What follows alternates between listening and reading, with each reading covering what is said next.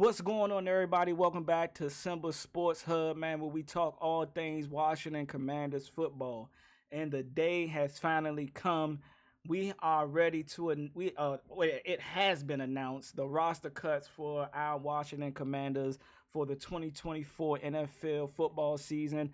We have finally got it down to 53, guys. We have finally got it down to 53, man. So we're gonna get into it. We're gonna go over the list. We're gonna go over, what makes us happy, what makes us mad, who we should have kept. In my opinion, I'm gonna give y'all my opinion on who I think we should have kept, who I think is gonna make the practice squad. So it's not 100% finalized, but because the practice squad has yet to be discussed or put out there. So we still waiting on that, man. And so before we get into going over that, man, make sure y'all hit that like, subscribe button. Y'all know y'all can always drop a comment, talk to me, man. Tell me how you feel about the roster cuts that we made today. I don't think that Adam Peters is done. I don't think the roster is finally or finalized or officially stamped in place for week one against the Buccaneers. I do think that there's going to be some type of movement made, whether it be trades, whether it be more cuts, whether we pick up somebody off a waiver wire. But yeah, before you do that, before we get into this video, y'all, I want y'all to hit that like button. I want y'all to go ahead and subscribe, man. We try and run it up to 500 so we can become that good old YouTube partner. So with that being said, let's get into it, y'all. All right. Let's look at what we got right here. The good old roster. The Washington Commanders announced roster cuts to finalize their initial 53-man roster. The official depth chart has not been released, but I think in this article they kind of go over it. I tried my best to stay off the internet while I was at work so that I wouldn't be corrupted, or you guys get to get the the real reactions of how I feel about. So I don't know who's been cut. I don't know who's been let go. I don't know who's gone. I don't know who stayed. There are some people in my mind who I want us to keep, but hey, yes, it's yet to be seen. So let's go ahead and get right into it. Let's scroll down, scroll down, scroll down. What was this? Oh, this is just the roster. Okay, so I don't want to see. I don't want to see. Okay, roster cuts. All right, Davion Davis. I knew he was gonna be gone. Didn't make too much noise during the preseason. I think he has a couple of chances at kick return and punt return, but no real major noise made from him. So I can see that as a obvious cut. Martavius Bryant, who I thought we was going to keep, who I thought we was going to give a chance to, but there's still a chance that he may make the practice squad. I don't know if he's a practice squad type of guy. He might have opportunities elsewhere, but if we can get him back on the practice squad, that'd be dope. That'd be dope. Mitch Tinsley, Penn State receiver, I believe, right? I think that's him out of Penn State. Yeah, I think he went to Penn State. That's a lot. Practice squad guy, special teams guy, but again, he might make it. A lot of these guys might make it. So let's just get this put out there. Even though these guys was cut, a lot of these guys may find themselves back on the team, on the practice squad, or they might find themselves filling out job applications elsewhere. But so we're just gonna go over it. Julian Jones, Sam Hartman, who was hurt, couldn't really play the last two preseason games, so he couldn't really put much film on the, on the field, put much tape out there. But he was drafted number in the first round, I believe, in the UFL. So if he doesn't make the practice squad, he'll be playing for the UFL next season. David, not going to try to pronounce that. Chris Rodriguez, wow. I think he comes back as a practice squad guy. My guy, Marcus Rosemi Jack Saint, man. Georgia Bulldog wide receiver, man. I really thought that he would make the roster, but I guess it yet to, we got to see if he make the practice squad. I think he's a practice squad guy too. I'm not sure how many we can have on the practice squad, but I see him, if he doesn't get picked up by somebody else, I see him coming back to the team. Marcus Wiley, wow. Again, I'm shocked because I thought Michael Wiley actually showed enough to make the actual three running back roster. I think we're going to keep three running backs. So I don't know who we kept. We'll scroll back up and look at who's on the depth chart right now. But that's a Bryce Tremaine. Again, I'm not shocked that this guy has been, he's kind of been a practice squad guy for like the last couple of years since he's been with us. Austin Jones, Casimir Allen. That's a shocker too. But he hasn't shown too much on the field. But again, could be a practice squad guy that we bring in. Armani Taylor Prelu, don't know much about him. Braden Daniels, Cole Turner, the guy that I thought would make the official roster, but is yet to be. I heard he's might be on the trade block. So that's the one thing I did see. Um, that his name was rambling around, and I also saw a quick article about Ridgeway actually being a potential guy. Defensive guys, Whiteside, I knew he was going to be gone. AJ Woods, Tariq Castro Fields, who I thought was having a good preseason, man, but again, might be a roster guy. But to see him initially cut, um, that's a shocker right there. James Pierre, I don't know if he makes the practice squad. I'm just being honest. KJ Henry, that was another shocker. This is a shocker right here that he is gone. I thought that he would probably be a guy that made the official roster too. But what when you got guys like Dante Fowler, Dorrance Armstrong, Khalid Farrell, uh, you got Jamin Davis now converting from linebacker to DN. That DN room, became packed a quick. Andre Jones, I think, is going to be a. But again, KJ Henry, Andre Jones, both DNs, I think, make the practice squad. Um, Anuzia, I think this is the guy from Colorado State, man. I didn't see him play much, honestly. And maybe I wasn't checking for him a lot. But a lot of people, when it came down to signing undrafted free agents, a lot of guys wanted this guy. And I just didn't see him play much. But, we'll see how that goes. Not sure who Jalen Harris is, Justin Hollins, Blue Kelly, Anthony Pittman. That's a shocker.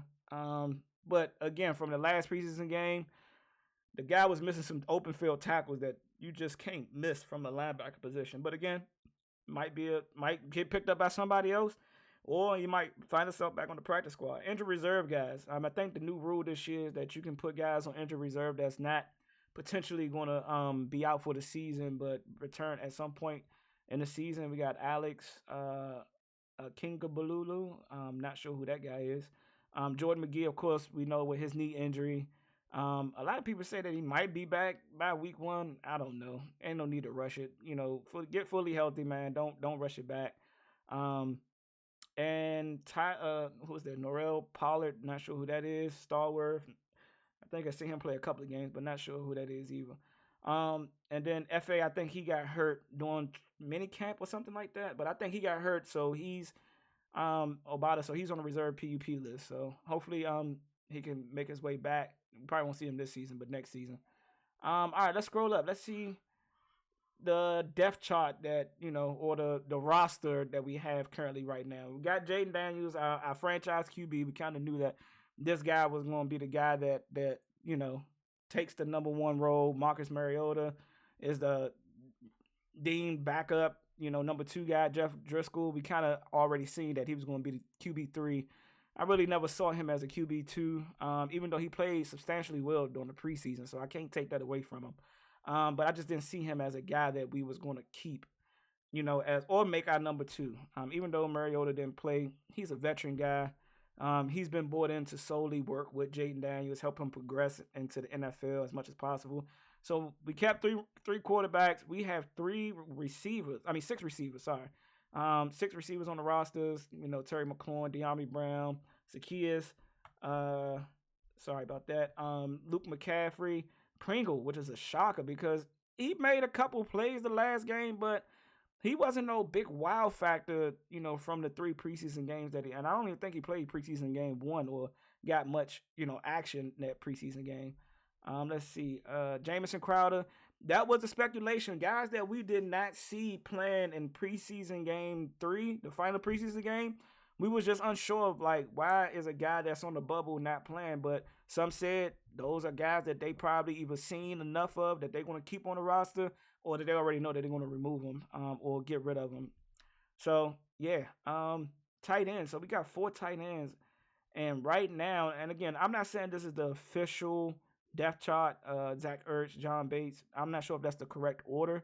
But Yankov taking over Cole Turner's spot. So seeing that we kept 4 tight ends, I really don't know if Cole Turner is a guy that we're going to keep on the practice squad. I doubt he. It's either they try to again. I saw his name in trade rumors, as I did a slight review of Bleacher's Report. But I saw his name up there. But Yankov, they must have been impressed with him. I didn't see too much of him. But hey, best of luck to you, Cole Turner, when you go out there and try to find your next home. But again, you could also still make the practice squad. But we will see. John Bates, and Ben Sinnott, Sinnott. Again, I don't know if this is the official depth chart, but yeah, we'll see. All right, 3 running backs we kept. Wow. So Brian Robinson, Austin Eckler, and Jeremy McNichols. To me, and this is just my thoughts and in view of the all 3 preseason games. I thought, in my humble opinion, I thought that Wiley had more of a show than McNichols. I'm not taking nothing away from McNichols. He did show some things, but Wiley just seemed like a guy that I thought was going to make the running back roster after the cuts. But again, remains to be seen. He could find his way to the practice squad. We just never know. Offensive line, we kept 9 offensive linemen, which I think we need, because right now we have some injuries. Brandon Coleman, who we haven't seen yet. We're going to see him week 1. I'm not mad at keeping him out the whole preseason, even though I wanted to see some of the guys play. But I guess we're going to throw him out there to the Wolves week 1 against the Tampa Bay Buccaneers. We got a good defensive line front, so he gonna get a good welcome to the NFL week 1 for sure. Sam Cosmi, Cornelius Lucas, Andre Wiley, Nick Allegretti, Tyler Biadasz. Again, I guess Allegretti or Biadasz, which one? I forgot which one plays left guard and which plays center. They're new guys to my team, so I'm still, whichever one that plays left guard. I guess that's gonna be it's yet to be seen. We're gonna see how that plays out. Trent Scott, Chris Paul, and Michael Dieter, whatever his last name, Dieter. Yeah, we need guys and I don't be surprised if we sign some guys to the practice squad too, because we're gonna need some of those. Because you just never know going through a 17-week season. God forbid any injuries presents us. We need some people that's gonna be able to step up. All right, so we kept 25 on the defensive side. Let's see, 4 defensive ends: Dorrance Armstrong, Khalil Farrell, Jamin Davis, and Javante Baptiste. Where's Dante Fowler at? I don't see his name. Maybe he's listed as a linebacker. I guess he's probably listed as an outside linebacker, but he's going to be pretty much our 3rd down pass rusher from what I've been hearing. 5 defensive tackles: Jonathan Allen, Deron Payne, Fedarian Mathis. Hey, man, I told y'all that last final preseason, man, he was one of my, guys that shined, that, he had a rising stock after that game, him and Ridgeway.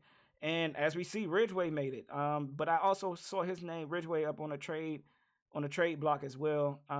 Again, nobody's safe on this team from the last regime, outside of, the guys that made a name for themselves. So the Jonathan Allen, Deron Payne, Terry McLaurin, those guys are all solidified from the last regime. Everybody else, hey, man, you might find yourself on a plane somewhere else, man, just being honest with you. And I'm okay with that, because guess what? We did not prove anything last year to say that we need to keep such and such player. I just don't think that we proved anything the last 2 to 3 years, last 4 years. So I'm totally fine with whoever we get rid of outside of those 3 names that I named. You know what I'm saying? But Mathis, I think he had a good preseason. His name was getting talked about during the training camp. Not a whole lot in that, but Ridgeway and Mathis, man, I think are going to be 2 great complementary pieces to Jonathan Allen and Deron Payne, especially Ridgeway, man. There was some plays against the Patriots where the dude just bull rushed the center and the guards straight into the backfield. You get what I'm saying? Disrupting the play as much as possible. Johnny Newton, we knew that he was going to make it, but I thought he would probably start on the injury reserve list or a PUP list, just because he hasn't played. It's yet to be, I know we drafted him. I know we got to give him a chance, but we haven't seen him play yet. So it's yet to be seen what he's going to do and how he's going to fit into the rotation. Right now, you don't have to rush him out there. I think you can rotate Mathis and Ridgeway, and even put Farrell and Armstrong. Armstrong has played some D tackle in Dan Quinn's defense back in Dallas, so we can rotate these guys, and you can let Johnny Newton just slowly, get himself back to 100%. Where there's no setbacks to any of the injuries. So we got 5 linebackers. Okay, this is where we see Dante Fowler, Bobby Wagner. We knew he was a lock. Frankie Louvu was a lock. Mikael Walker, Michael Walker. Dominique Hampton is now listed as a linebacker officially. Okay, I like that. I think we're going to see Walker or Dominique Hampton potentially go to the practice squad once McGee comes back. Dante Fowler, again, I don't understand why we listed him as an outside as a linebacker. Don't get me wrong, he has the speed to play linebacker, but most of his career has been known as a pass rusher. Going back to the Falcons when he was with Dan Quinn, he was a pass rusher. I don't know why he's listed as a linebacker, but anywho, we got 5 cornerback. Mike Sanders. You see how the rookie name is number 1. Hey man, he might be an outside corner more than a slot corner. I don't know. I don't know, man. But the dude balled out throughout the training camp. Had a great day against the high-powered, receiver core in Miami Dolphins. But yeah, he's listed as the number 1 guy. I'm not saying that this is the official depth chart. Please don't get your panties in a bunch. Benjamin St. Juste, Emmanuel Forbes, Michael Davis. No, I don't understand this one. If that's number 19, and I think that is number 19, proved nothing to me to be a 5th corner. Give me anybody else that I don't know. I just didn't see nothing from him. Every time I saw him, he was whiffing tackles. He did have a couple pass breakups, so I'm not going to automatically shit him and say that he don't deserve to be on the team. But I don't know. Give me the guy from Colorado State. Let him play. We had 6 safeties. We kept Quan Martin, Jeremy Chin, Jeremy Reeves, Derek Forrest, Percy Butler, and Tyler Owens made it. Tyler Owens was probably like the most highlighted player throughout training camp, throughout the preseason. Most talked about, the guy that was probably making the most plays, that was noticeable. So I can see why he made. But who is our free safety? We know Jeremy Chin is locked at strong safety, but who is our free safety? A lot of people, we've seen Quan Martin out there with the first team a lot. We've seen Percy Butler out there. I don't know who's backing up Jeremy Chin. It may be Derek Forrest. It might be Tyler Owens. And Jeremy Reeves is just a interchangeable type of guy that you can plug him in the box behind Jeremy Chin. But he's been with the team for a while. So it's yet to be. I want to see how the official depth chart plays out as we go into week 1. And the special teams, Cade York, we knew that. Tress Wade, we knew he was going to be there. Tyler Ott, yeah, we knew he was going to be there. So that's it, man. That's the official roster that we got right now. Again, I'm not too excited about our. I still have question marks about our DB room.